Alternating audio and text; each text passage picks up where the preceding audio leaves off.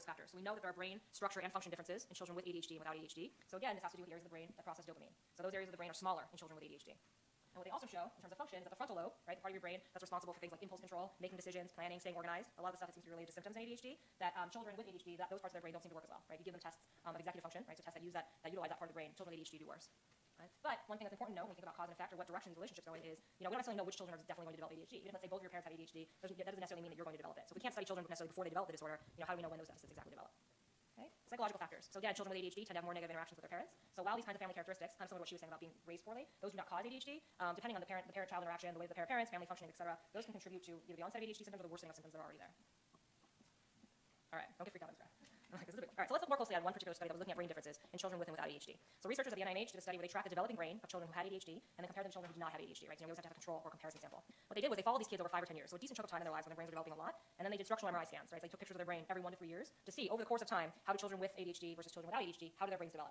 And here's what they found. All right, so you see that child age here is on the bottom along the x-axis, right? And what's called brain cortical thickness along the y-axis. So what do we mean when we say cortical thickness? So here we're referring to the gray matter in your brain, right? And how thick that gray matter is associated with a person's cognitive abilities, right? So maybe the layman's terms like how smart they seem to be. Okay, so basically you see the blue line. Can you tell the difference over here? It's kind of hard to see. The blue line in the graph shows the maturation the brain maturation in children with ADHD. The green line is children without, right? Or what we call typically developing children. You can see from the key there. So what they found here in the study is that children with ADHD have brains that mature to the same level, right? As you can see at the top of this graph, they meet at some point, right? But they mature at a much slower rate, right? Which is why you see the ADHD line sort of lower beneath the green line. Does that make sense? So what they actually end up showing is a delay of about 3 years in brain development or their cognitive ability. So eventually they catch up, right? But it takes an extra 3 years to get to the same place as children without ADHD in things like self-control, attention, foresight, planning, organization. Okay? So this study, along with many others, this is just one example, give us pretty strong evidence that children with ADHD are what we call neurologically limping behind children without the disorder. All right, so this is just to give you a picture from the brain scans from the study, right? So regions where the ADHD group had delayed cortical maturation, again, the development of this gray matter that's associated with cognitive abilities, is shown in the blue areas. Okay? So darker blue shows you a greater delay, and you can see here that the prefrontal cortex, which we keep coming back to, has the greatest delay. Okay? Interestingly, in the study, they found that there were 2 areas of the brain that seem to mature at an earlier rate in children with ADHD. The first is the motor cortex, and the second is parts of the sensory cortex, right? So that's pretty interesting, and the authors think, well, maybe that has to do with some of the overactivity or hyperactivity and poor motor control that you see in children with ADHD. All right, so what do we know about treatments? Kind of started to preview this a little bit in the video with Kenzie. So there are 2 main types of empirically similar treatments for ADHD. So stimulant medications and behavioral therapies that are based on operant conditioning. All right, so let's think a little bit about medications. So medications, the common ones are things like Ritalin, Adderall, Concerta, Strattera. These are all FDA-approved medications to treat ADHD. And what they do is they work in the short term to reduce aggression and impulsivity in about 3/4 of kids with ADHD. So oftentimes people seem kind of counterintuitive, right? These are stimulant medications. So someone's kind of on the go, they seem driven by a motor, can't sit still, can't pay attention. Why do I give them something that we just learned in the substance disorder category that seems to kind of amp people up and get people going?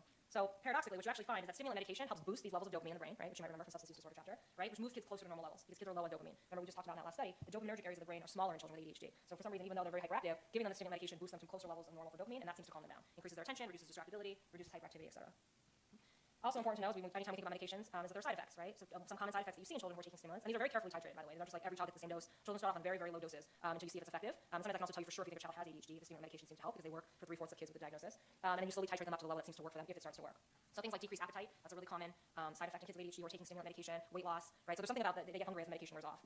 And also sleep problems, right? This is common one because children with ADHD tend to be hyperactive, right? So they've got all this energy, they don't want to go to bed at night, just like with Kenzie. But some of the sleep problems may also be caused by the stimulant medication. Right? So thinking back again to, well, why would you give him like a Red Bull or whatever he was drinking before bed? I don't know how that occurred because we don't know anything about Kenzie other than where the video started, but it may have been somewhere along the way. Parents realized it's kind of like giving him their own over-the-counter stimulant.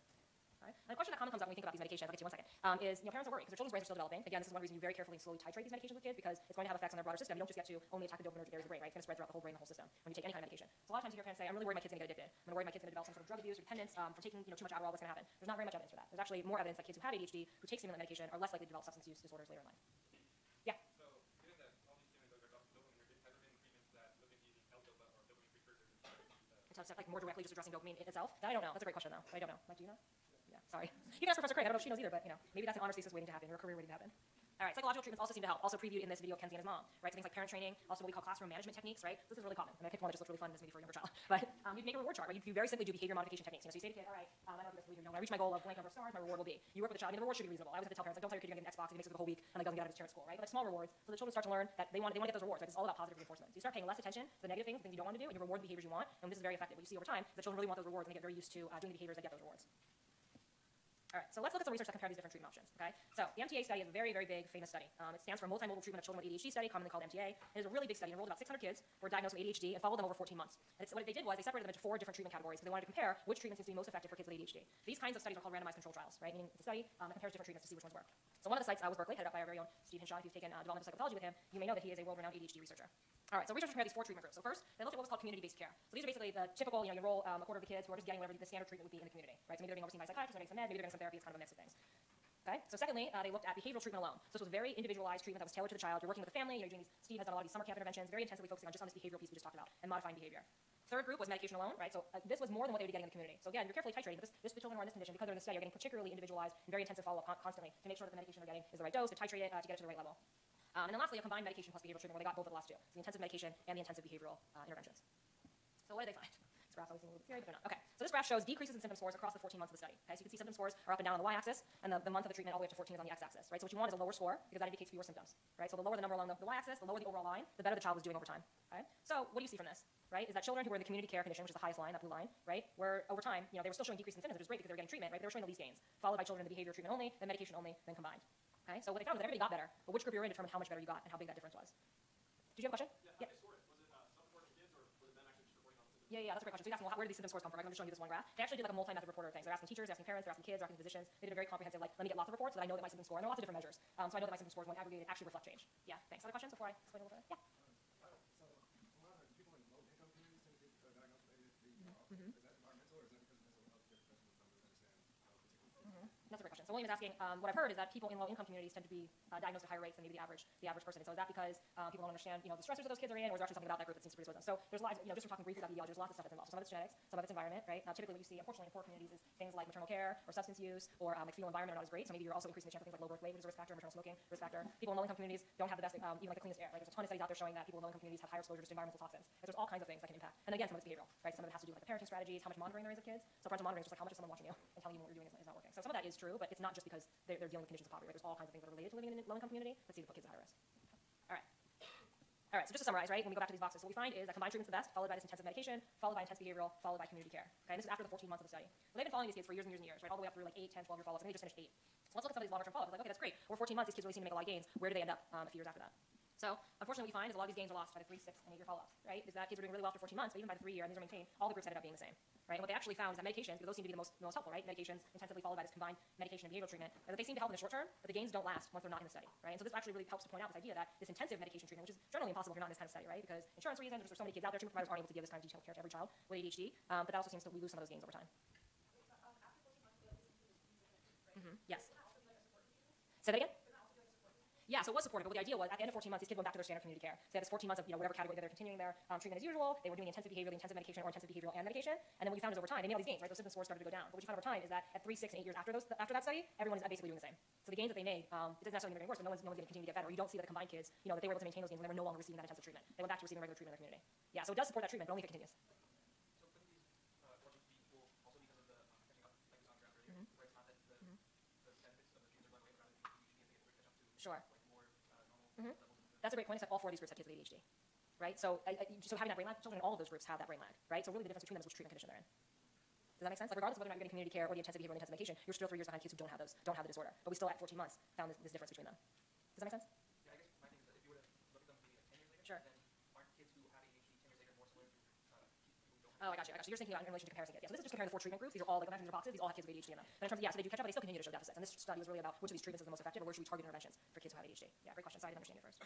All right, so ADHD adults. So note, the kids in this study now are like college age, right? They're about 19 to 24. They're followed for a really long time when they were younger, which means they're adults. So we used to think that ADHD went away. That it was really this childhood or adolescent disorder. But we know that that's not necessarily true. About 65 to 80% of kids who are diagnosed with ADHD in childhood still have them in their adolescence, and 15% or so continue to meet criteria as adults.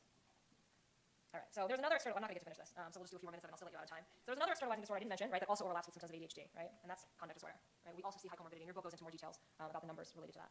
All right, so let's briefly shift our attention to this. So conduct disorder, another externalizing disorder, right? Remember outward externalizing symptoms. And the key feature of conduct disorder is that the child demonstrates behaviors that violate the basic rights of others, okay, or violate age-appropriate conventional social norms. Okay, so what's sort of expected in the society that you're in. Okay, we're using Mo as our example here. Mo is the sort of stereotypical bully who causes a lot of trouble for Calvin in the Calvin Hobbes comic strip. Okay, so in order to meet criteria for CD, you need to have 3 or more symptoms over a 12-month period. And when you're diagnosed, you need to have shown at least one of those symptoms in the last 6 months. Okay, 3 or more symptoms over 12 months with at least one symptom in the last 6 months. And what you find is that these symptoms appear as pretty repetitive, persistent pattern of behavior in different domains. Okay, and they all have an impact on a child's behavior in different settings and also on their interactions with other people. So things like aggression to people or animals. Okay, things like they bully, threaten, intimidate other people. They initiate fights. They use weapons to cause harm to others. They physically cruel to people, physically cruel to animals. They steal from other people. They force someone into sexual activity. Right, so you can already see how these fit sort of both pieces of that. Violates the rights of others and violates social norms. Yeah. Destruction of property, right? So this is typically a little bit more extreme than just breaking a swing, but things like engaging in fire setting when you're trying to cause damage, deliberately destroying other people's property. Deceitfulness or theft, so breaking in other people's houses or cars, lying to get favors that you want, stealing something that means something to somebody else, like shoplifting, forging a check. Yeah. Yeah, it's a great question. So she's asking, is this comorbid with antisocial personality disorder? Because you're thinking about the personality disorders chapter. So what you actually find is that people who have chronic disorder, which is primarily a childhood disorder, developed in childhood and adolescence, some of those people go on to develop antisocial personality disorder. Because you're right, these are all antisocial behaviors. Yeah, great point. And also just again, serious violation of rules. So staying out late at night, before the age of 13, you've got a curfew, you're 8, you're just out doing whatever, you don't come home after school, running away, being truant from school, again before the age of 13. So an age at which, right around 13, kids start skipping school, that's not particularly unusual. But before the age of 13 might be an indication of conduct disorder. This is all in your book, and you have these slides, so you just to point out that you should know this, particularly the 2 subtypes. And I put a question mark there because there is some debate about whether or not those subtypes are the best way to characterize conduct disorder. All right, sorry I didn't get through it all. Take care. Let me know if you've got questions. Feel free to come see me.